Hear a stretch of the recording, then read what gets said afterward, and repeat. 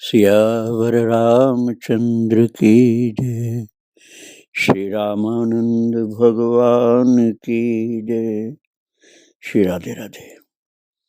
भक्तों, संपूर्ण जीव प्रभु के ही अंश हैं, इसलिए उन सब को भगवान अपनाना चाहते हैं,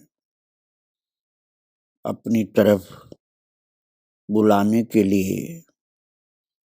वो ज्ञानी और अपने भक्त पार्षदों को संसार में भेजते हैं, उनका भटके हुए जीवों का कल्याण करने के लिए। और ये कार्य ठाकुर जी स्वयं समायोजित करते हैं, मनुष्य की बुद्धि के बाहर होता है। एक बार मैंने सुनाया था, लेकिन बहुत कम लोगों ने उस प्रसंग को सुना होगा कि भगवान की लीला राम रूप में जब हुई थी, उस चरित्र को स्वयं हनुमान जी ने लिखा था, पत्थरों पर वज्र नक्शे। और उसकी प्रामाणिकता को अच्छी तरह से विज्ञापित करने के लिए कि प्रामाणिक है, मेरी बात सत्य है, श्री वाल्मीकि जी को बताया था। वाल्मीकि जी का रामायण, श्रीमद् वाल्मीकि रामायण पहले तैयार हो चुका था, राम जी के अवतार के भी पहले। और ये तो हनुमान जी ने लिखा था राम जी के राज्याभिषेक होने के बाद। तो वाल्मीकि जी ने पूछा, रामायण कहाँ है आपकी? बोले, महाराज मैं आपको ले चलता हूँ, रामायण कागज पर नहीं है, पत्थर की शिलाओं पर है। पत्थर की शिलाओं पर वज्र नक्शे हनुमान जी ने रामायण लिखा था, जिसको हनुमान नाटक कहते हैं, जिसका कुछ अंश अब भी प्राप्त होता है। क्या ठाकुर जी की विचित्र लीला है कि महान संत, महान ऋषि वाल्मीकि जी ने श्री हनुमान जी के द्वारा लिखे हुए ग्रंथ को जब उन्हीं के श्रीमुख से श्रवण किया तो प्रसन्नता तो हुई, किंतु उनकी आंखों से आंसू गिरने लगी। हनुमान जी ने पूछा कि आपकी आंख से आंसू क्यों गिरी? बोले कि मेरे लिखे हुए वाल्मीकि रामायण को अब कौन सुनना पढ़ना चाहेगा, क्योंकि आपके ग्रंथ के सम्मुख ये फीका है। तो हनुमान जी को लगा कि मेरी रचना से यदि महान भक्त को कष्ट हो तो इसका कोई उपयोग नहीं, इसलिए उठा उठा करके समुद्र में फेंक दिया।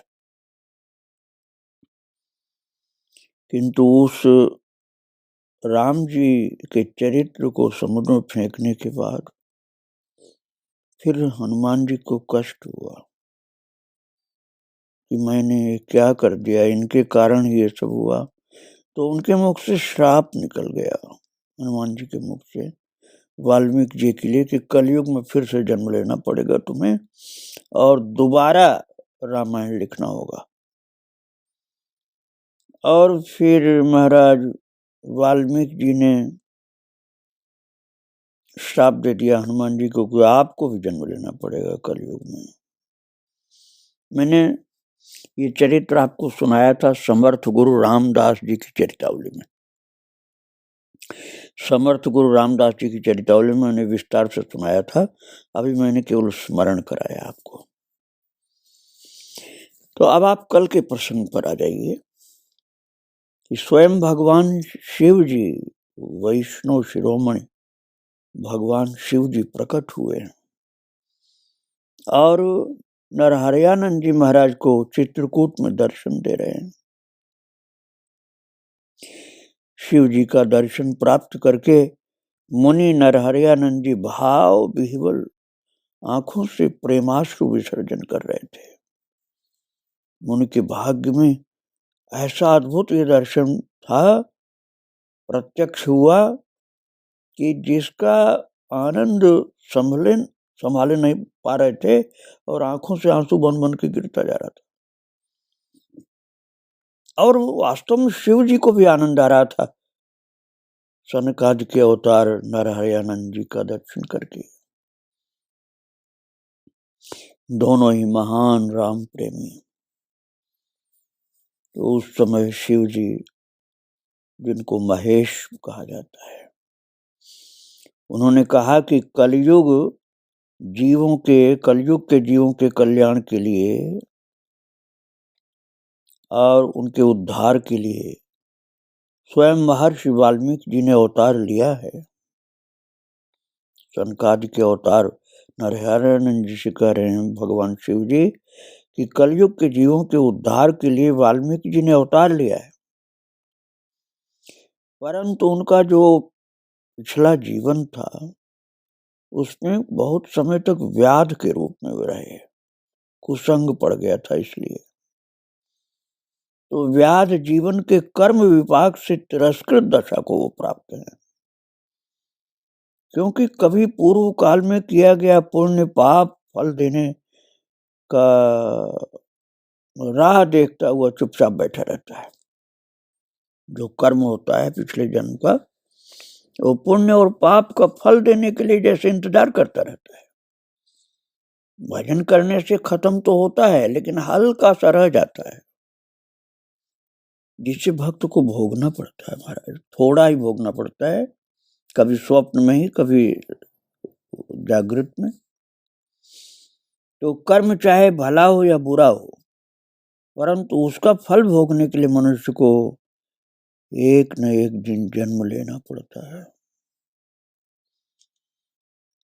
वाल्मीकि जी ने कम नाम जप थोड़े किया था।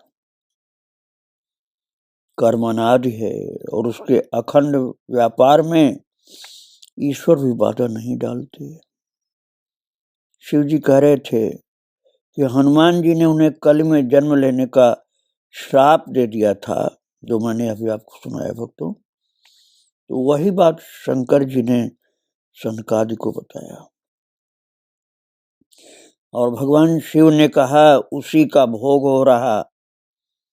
जो हनुमान जी ने वाल्मीकि को श्राप दिया था, अब उसी का भोग इस समय वाल्मीकि जी कर रहे हैं। अभी 7 वर्ष की अवस्था है। 2 वर्ष से वो अत्यंत अनावस्था को प्राप्त हैं। भगवान शिव ने कहा नरहरियानंद जी से कि शैलजा ने, अर्थात पार्वती माता ने, 2 वर्षों तक ब्राह्मणी का रूप धारण करके वाल्मीकि के अवतार राम बोला, अर्थात जो राम बोला तुलसीदास की बाद में होते। तो चित्रकूट में भगवान शिव जी प्रकट होकर बता रहे हैं इनको सनकादि के अवतार नरहरियानंद को कि पार्वती ने 2 वर्ष तक ब्राह्मणी का रूप धारण करके खिला पिला करके पाला पोसा है उस बच्चे को।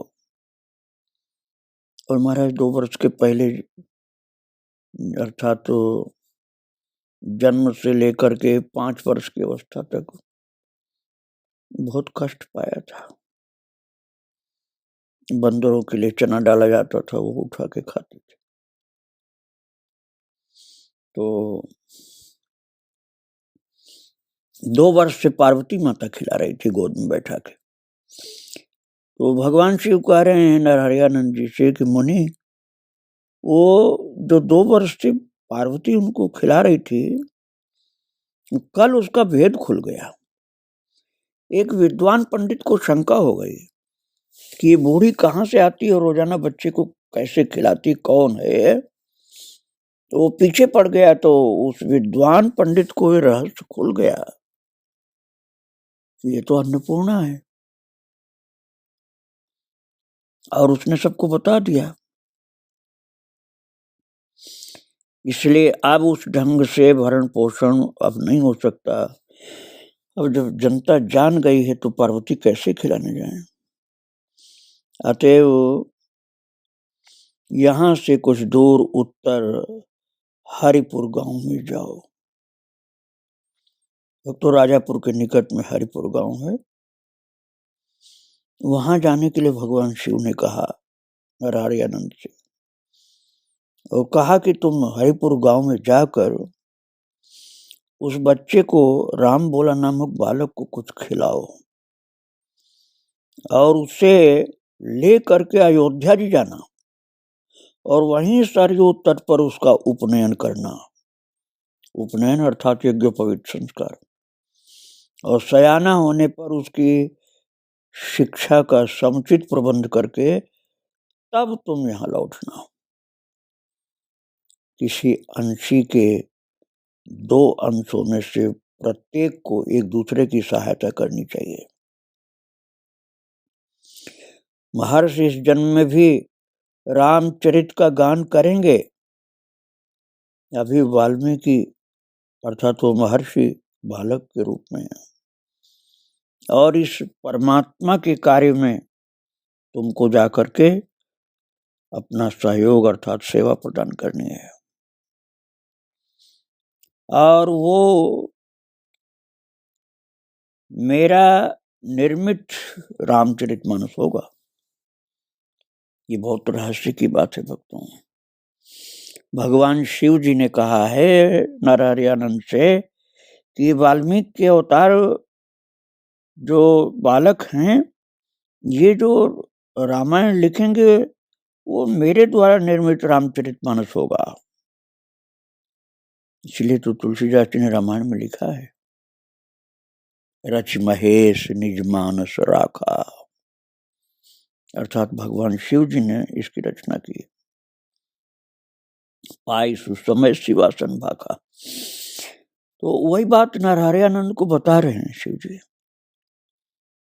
कि तुम उस बालक को जा करके खिलाओ, अयोध्या ले जाओ, उपनयन संस्कार कराओ और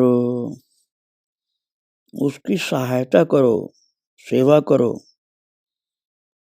और उसको अपना शिष्य बनाओ। भगवान शंकर ने कहा, मैं तुमको उस मानस विद्या को प्रदान करता हूं। जो मानस विद्या तुम उस बालक को दोगे वो मैं तुमको प्रदान कर रहा हूं। और महाराज भगवान शिव ने कहा, तुम्हारी साधना, तपस्या और त्याग ने,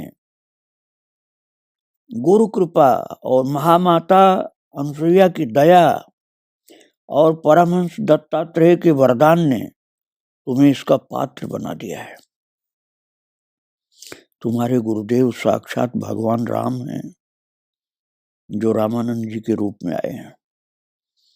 उनकी कृपा ने, दत्तात्रेय के वरदान ने, अनुसुईया माता की दया ने, तुम्हारी तपस्या और तुम्हारे त्याग ने, तुम्हारी साधना ने तुमको इसके योग्य बना दिया है कि तुम उस वाल्मीकि के गुरु बनो।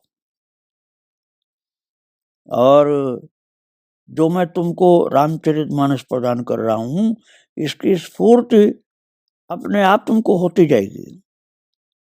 इस विद्या को उसे अभी से सिखाना, जिससे सयाना होने पर वो राम गुणगान में उसका ठीक ठीक पूरा उपयोग कर सके। भक्तों, कितनी मार्मिक बात है कि स्वयं भगवान शंकर ने जो रच महेश निज मानस राखा, पाई सो समय शिवासन भाखा, वो विद्या उन्होंने दिया है नरहरियानंद को और कहा है कि ये तुम प्रदान करोगे उस बालक को जो वाल्मीकि का अवतार है। इस प्रकार मानव विद्या तथा आशीर्वाद दे करके मानस की मानव विद्या, जो देव विद्या थी, उसको मानव विद्या के रूप में परिणित करके और आशीर्वाद दे करके शिव जी फिर अंतर्धान हो गए। और स्वामी जी अर्थात नरहरियानंद जी महाराज कुछ निवेदन करना ही चाहते थे कि तब तक शिव जी अंतर्धान हो गए थे। और भक्तों, उसके बाद स्वामी नरहरियानंद जी महाराज कुछ विस्मय और कुछ संदेह, इन सब स्थितियों को पार करके विशुद्ध विज्ञान की सीमा पर पहुंच गए और इस परत्व के ज्ञाता शंकर जी को पूर्व से ही जानते थे। साक्षात दर्शन से वो विज्ञान शुद्ध हो गया। शिवाज्ञा का पालन तुरंत होना चाहिए, ये निश्चय करके अपना आवश्यक सामान लिए हुए श्री नरहरियानंद जी महाराज महामाता जी के पास पहुंचकर सब वृत्तांत सुनाए। अनसुईया माता को सब बताया कि भगवान शिव ने दर्शन दे के ये आज्ञा दिया मुझे, और हरिपुर जाने की आज्ञा मांगी माता से। माता जी ने बड़ी प्रसन्नता से यात्रा सफल होने का आशीर्वाद दिया और कृतकृत्य हो मुनिराज नरहरियानंद जी हरिपुर के लिए चल दिए,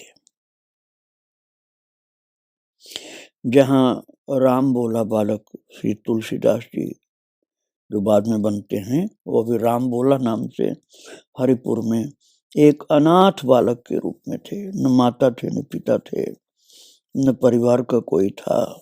खाने पीने के लिए मोहताज हो गए थे, क्योंकि मैया जो अन्नपूर्णा खिलाती थी भेद खुल जाने से अब नहीं आ रही थी, इसलिए शिव जी को चिंता हुई थी और वो नरहरियानंद जी को इस सेवा कार्य में लगाए हैं। और चित्रकूट से श्री नरहरियानंद जी महाराज हरिपुर अनसुईया माता से अनुमति प्राप्त करके चले गए। हरिपुर में पहुंचने पर स्वामी जी ने अपेक्षित बालक को सहज ही में पहचान लिया, क्योंकि वो मामूली व्यक्ति तो थे नहीं। महाराज नरहरियानंद जी तो परम ज्ञानी, गुरु कृपा से और पूर्व जन्म के प्रताप से उन्होंने बच्चे को चिरौंजी खिलाया। फिर गांव के बाहर एक वृक्ष के नीचे रसोई बना करके भोग लगाकर उसे भरपेट भोजन कराया। और स्वामी जी बहुत प्यार से उस 7 वर्ष के बच्चे को गोद में बैठा के बोले, राम बोला, अब तुमको किसी प्रकार का कष्ट नहीं होगा, क्या तुम मेरे साथ रहोगे? तुम्हारा जो अनाथ बालक 2 दिन का भूखा प्यासा भागवत प्रसाद भरपेट पा करके निहाल हो गया, और स्वामी जी के आश्वासन भरे वचन को सुन करके आनंद से उसके नेत्र डबडबा गए, प्रेम आंसू भराए, और उसने गदगद कंठ से कहा, बहुत श्रद्धा और प्यार भरी वाणी में वो बालक बोला। वाल्मीकि का अवतार था ना, वो हाथ जोड़ के बड़े प्यार से बोला नरहरियानंद जी महाराज से, बाबा आप मुझे अपने साथ रखिएगा तो मेरा भला होगा। मैं पानी भरूंगा, चरण दाबूंगा और बड़े होने पर सब काम करूंगा। और शुद्ध हृदय बालक के सरल और विनीत वचनों को सुन करके संत हृदय पिघल गया। महाराज स्वामी जी ने राम बोला को अपनी गोद में बड़े प्यार से बैठा लिया था। जिस प्रकार भक्तराज प्रहलाद जी को अपनी गोद में बैठाकर भगवान नृसिंह ने आंसू बहाए थे, बिल्कुल इसी तरह से पश्चाताप हो रहा था कि भक्त को कितना कष्ट भोगना पड़ा है। इसलिए नरहरियानंद जी के आंख से आंसू गिर पड़े और नहीं रोक रहे थे आंसू उनके। तो सोच रहे थे कि बताओ, नरहरियानंद जी सोचने लगे कि ये वाल्मीकि है, ये बालक तो वाल्मीकि का अवतार है, इतना कष्ट पा रहा है, आंसू गिरती जा रही है। और श्रीमुख वाणी को जो शिव जी ने कहा था ना, वो सब बार बार याद कर रहे थे। बालक भी अपने कष्टों को स्मरण करके बहुत रोया। वहां कोई अन्य व्यक्ति नहीं था, बस 2 ही लोग थे, नरहरियानंद जी महाराज और ये राम भोला बालक, बस 2 लोग थे। दोनों को चुप कराने वाला कोई तीसरा व्यक्ति नहीं था, इसलिए दोनों की आंखों से आंसू बहुत देर तक गिरती रही। बालक की अधीरता देख करके स्वामी जी ने अपने अंगोछा, जिसको साफी भी बोलते हैं, उससे अपने भी आंसू पोंछे और बच्चे के भी आंसू पोंछे। और महाराज उस समय दोनों की अवस्था अनिर्वचनीय थी। परम विरक्त महात्मा, अतिशय विरक्त नरहरियानंद जी एक अनाथ बालक के मोह में जैसे फंस गए हों। ये ठाकुर जी की इच्छा थी भक्तों, वास्तव में मुनि मोह में नहीं थे, ये भगवान का कार्य था इनके जिम्मे कि तुम इस राम भोला बालक को तुलसीदास बनाओ। इसलिए सेवा कार्य था ये। उसी सेवा कार्य में प्रभु के कारण से प्रेम इतना उत्पन्न हुआ था कि लगता था कि मोह में फंस गए। बच्चे के मोह में नहीं थे। बच्चा ये वाल्मीकि का अवतार है, इसको तुलसीदास बनाना है, शिव जी की आज्ञा है, भगवान की इच्छा है। इसीलिए प्रेम पूर्वक इस कार्य में लग गए नरहरियानंद जी। संध्या हुई, स्वामी जी नित्य कृत्य से निवृत्त होकर बालक को साथ लिए ग्राम में आए, हरिपुर गांव में, और बीच ग्राम में एक कुएं के चबूतरे पर बैठ गए। ग्रामवासी समाचार पाकर संत दर्शनार्थ वहां पधारे। जो आता उसे स्वामी जी बड़े प्रेम से बैठाते, और उनमें एक पंडित जी भी थे, जिस भक्ति का वर्णन कपिलाचार्य जी ने किया है ना, कपिल भगवान ने, उसी पर सत्संग छिड़ गया और स्वामी जी के मधुर उपदेश को सुन करके ग्रामवासी कृतकृत्य हो गए। पंडित लोग भी संतुष्ट हुए, विद्वानों को भी अच्छा लगा कि एक महान सिद्ध संत आए हैं, ग्रामवासियों को भी अच्छा लगा।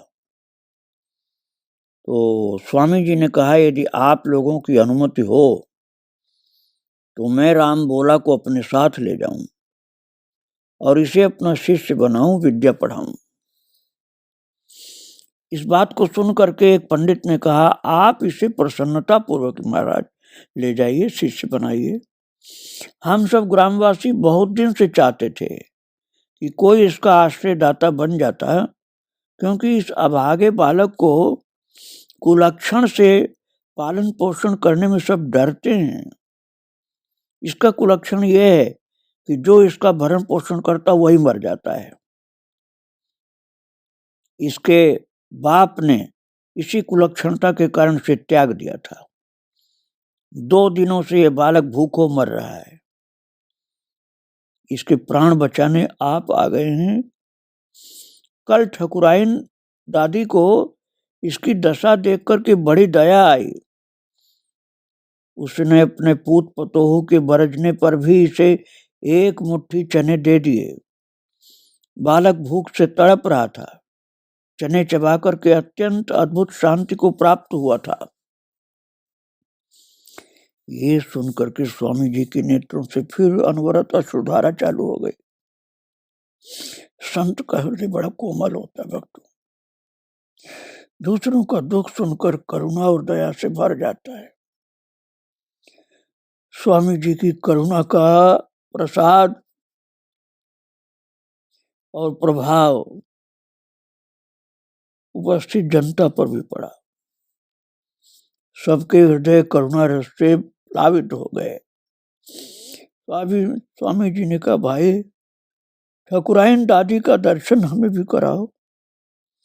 जिसने मुट्ठी भर चने इसे दिए थे, उनके सरीखे पुण्य किसी ने नहीं कमाया। मैं लक्ष्मी के समान उसकी पूजा करूंगा। चरणामृत और आरती उतारूंगा। इस मर्म स्पर्शी वचन को सुनकर सब ग्रामवासी चकित हो गए, अपनी अपनी करनी पर पछताने लगे कि हाँ, हम लोग ऐसा नहीं पुण्य कमा पाए। वहीं बैठी थी ठकुराइन दादी, और ठकुराइन दादी का हृदय आनंद से भर गया। उत्साह और हर्ष के साथ उठी और महाराज जा करके स्वामी जी के चरणों पर अपना मत्था रख दिया। स्वामी जी समझ गए, वहीं पड़े कदली पत्र को अपने हाथों से बिछा करके उस वृद्धा को उस पर पधराया है, बड़े प्रेम से प्रार्थना करके बैठाया है। झोली खोली, पूजन सामग्री निकाल करके महाराज उसका पूजन करने लगे। महाराज जी नरहरियानंद जी, और उस माता के चरणों पर मत्था रख दिया और चरणामृत उतारने का प्रयास करने लगे। तब वो हाथ जोड़ करके रोने लगी, प्रभु मर्यादा का पालन कीजिए, मैं तो बहुत सामान्य भला हूँ, आप महामुनि हैं, आप ऐसा मत करिए। कितना पवित्र दृश्य है भक्तों। सनकादि के अवतार नरहरियानंद जी उस भाग्यशालिनी का पूजन कर रहे हैं जिसने वाल्मीकि के अवतार राम बोला को मुट्ठी भर चना प्यार से खिलाया था। अब आप समझ लीजिए कि संत की सेवा की कितनी महिमा होती है। भक्तों, ये दृश्य हृदय में रखिए। आगे का चरित्र मैं आपको फिर सुनाऊंगा कल। आज इन महान संतों, भक्तों और भगवान श्री रामानंद जी को प्रणाम करके विराम दे रहा हूँ। श्री राधे राधे, जय श्री राधे राधे। सियावर रामचंद्र की जय, श्री रामानंद भगवान की जय।